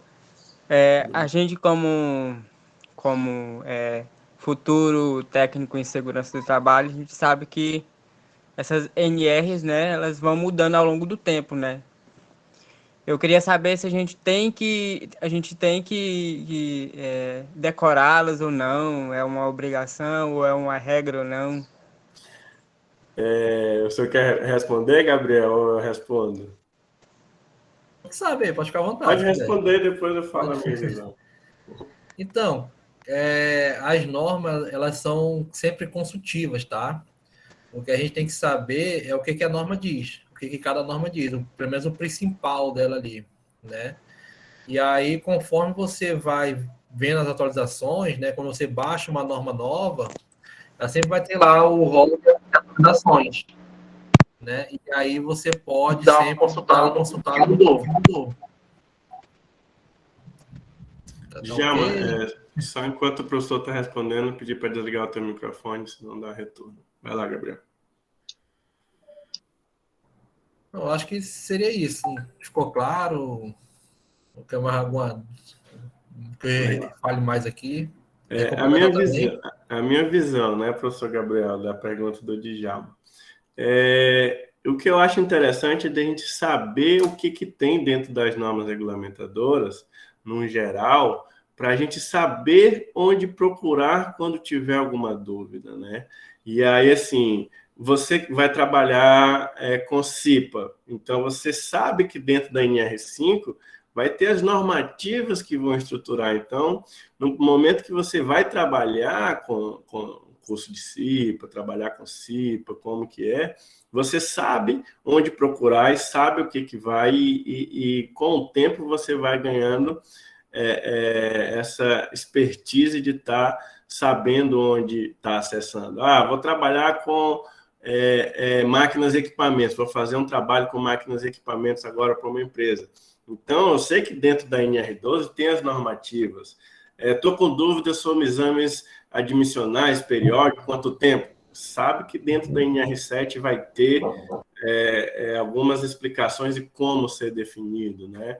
NR31, trabalho rural. Então, assim, com o tempo que você está estudando, você vai saber onde procurar e quais são as normativas que vai falar sobre determinado assunto. Então, a ideia é que você saiba onde achar o que você precisa, né? Não tem como você saber todos os pontos decorados e tal, mas apesar da gente estudar bastante e saber já muita coisa com o tempo, né? Professora Andréia.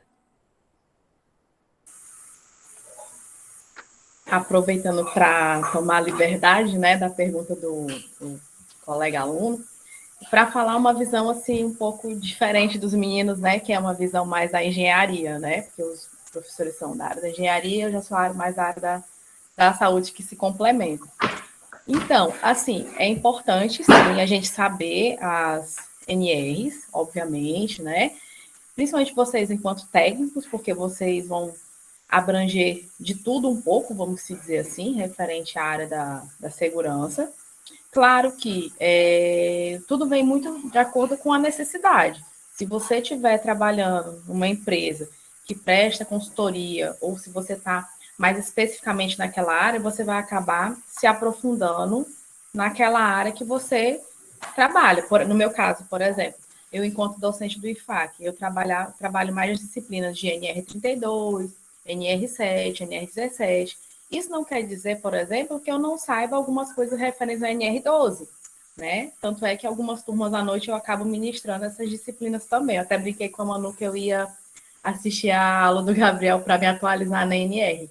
Então, acho que basicamente é isso. Lembrando que tem a questão de concurso também. Então, assim, para a questão do dia a dia, de concurso, é importante a gente saber e lembrar de alguns detalhes importantes, porque sempre tem alguma pegadinha, tem algum ponto mais relevante. Mas, obviamente, a gente não tem como saber de cor e salteado todos os pontos das NRs.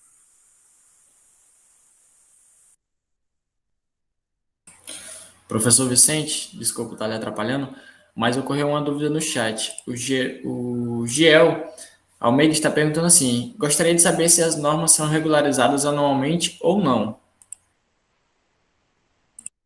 Gabriel.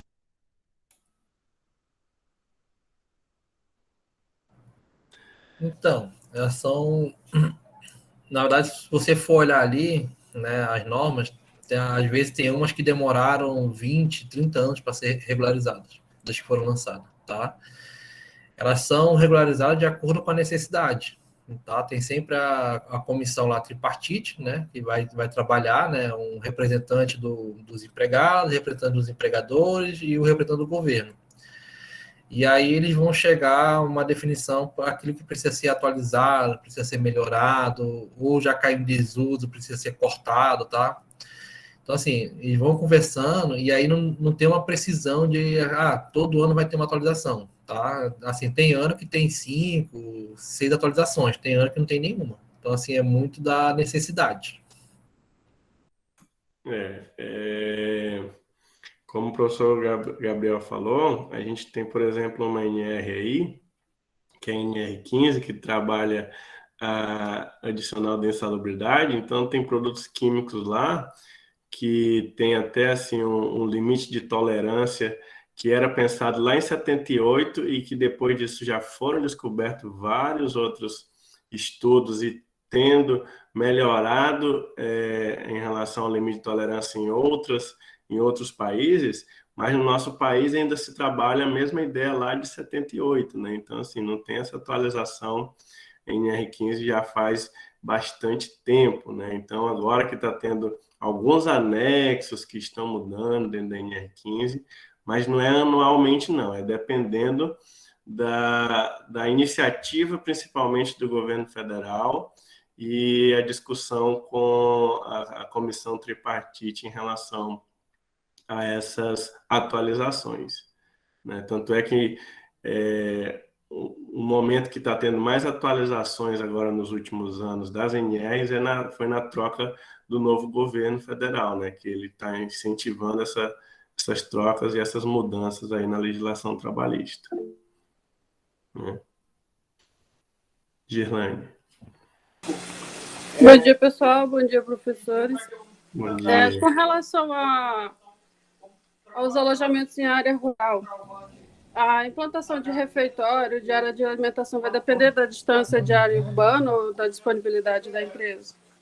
Isso, é feito, na verdade, a empresa faz essa solicitação para a Secretaria do Trabalho e aí eles veem se é viável ou não essa utilização de alojamentos, ou se tem que ser construído, ou se pode ser utilizado hospedarias e refeitórios, como restaurantes, para estar fazendo esse atendimento à empresa.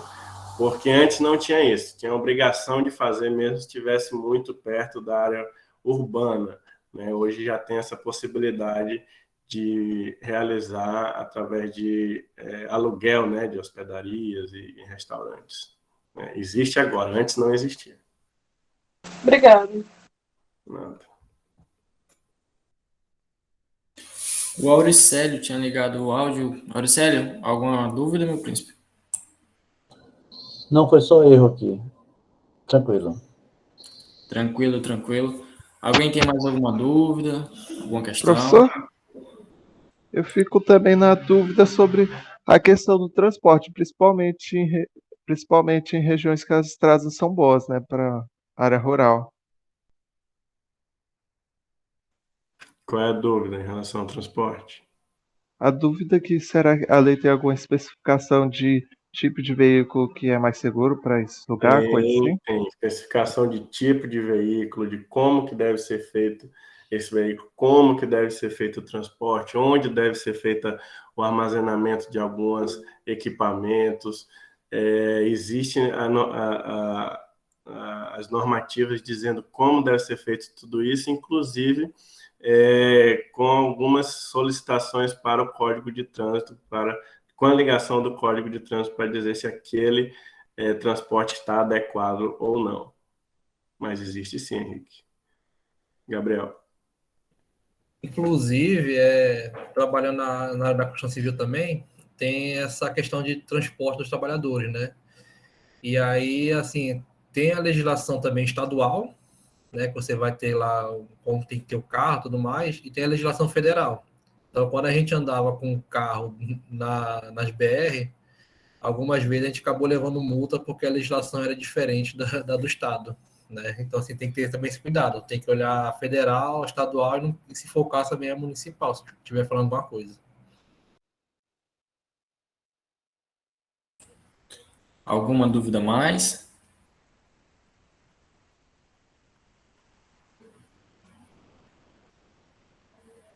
Então, pelo silêncio, eu acho que não há.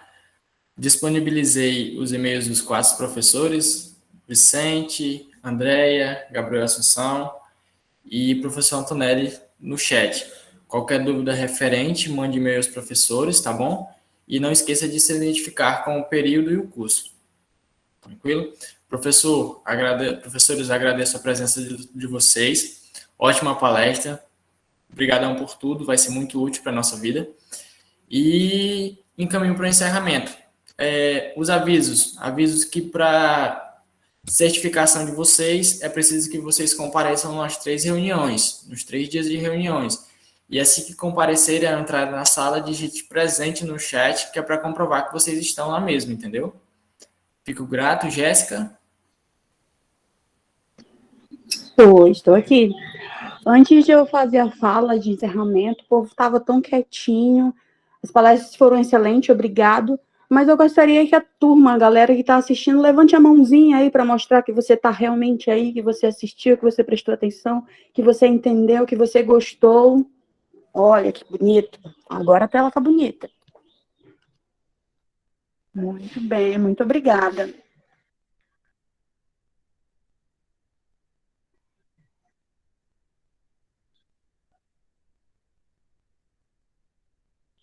Gostei de ver, muito obrigada. Gente, com a finalização das apresentações, estamos encerrando o 2º dia de programação da CIPAT. Agradecemos a presença de todos, agradecemos os palestrantes, os professores aí com dividindo um pouquinho do conhecimento, mais um pouco, além do nosso dia a dia na sala de aula. Convido a todos para participar amanhã. Amanhã nós teremos uma mesa redonda e vai ser pelo mesmo link, no mesmo horário. E amanhã a gente tem convidados especiais. Os nossos professores vão estar descansando aí um pouco a voz, mas também estarão aqui presentes com a gente. Amanhã é com convidados especiais e eles são representantes das empresas Quali Vida e Expertise. Estaremos com um tema, com a temática falando sobre estágio e mercado de trabalho. Então, muito importante aí para quem está no terceiro, quarto período, os do primeiro e segundo para ficar ligadinho também, para já ir atentando que vocês vão chegar lá também. Muito obrigado a todos. Jéssica, só fazendo a complementação aqui, sem querer dar spoiler, nada, aconselho as pessoas do terceiro e quarto período, principalmente, a já ir elaborando perguntas, porque amanhã vai ser bem interessante para a nossa caminhada a partir de agora.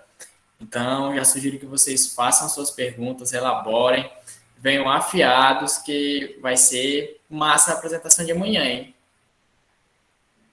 Rapaz, hoje eu estou com a minha pronta para ver qual é o e-mail que eu mando o meu currículo lá. Estou ansiosa por amanhã. Estamos.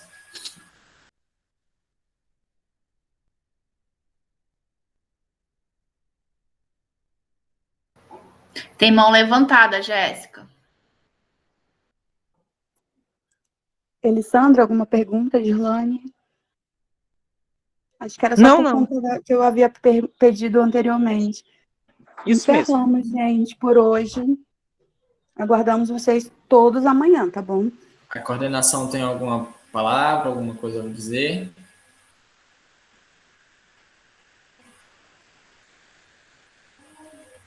Não, tá excelente. Foi um dia muito proveitoso. A não ser que os alunos ainda queiram fazer uma selfie, uma selfie de print, mas estamos satisfeitos demais com a programação de hoje. Foi muito proveitosa, de fato. Parabéns a todos, parabéns mesmo. E é muito bom vê-los engajados, interessados, perguntando, participando. Isso é muito bom. A gente fica muito contente de estar vendo efetividade na participação de vocês. Gente, para encerrar com chave de ouro, eu pediria encarecidamente que vocês ligassem a câmera de vocês para a gente bater um print desse momento único.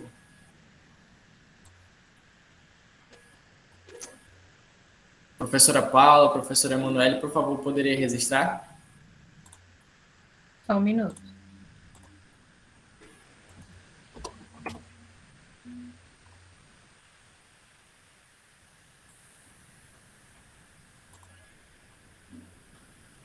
Um, dois, três e já. Muito bom. Já. Valeu, galera. Espero vocês amanhã, hein? Contando com a presença de vocês. Bom dia, fique com Deus. Bom dia. Bom dia, tchau, tchau.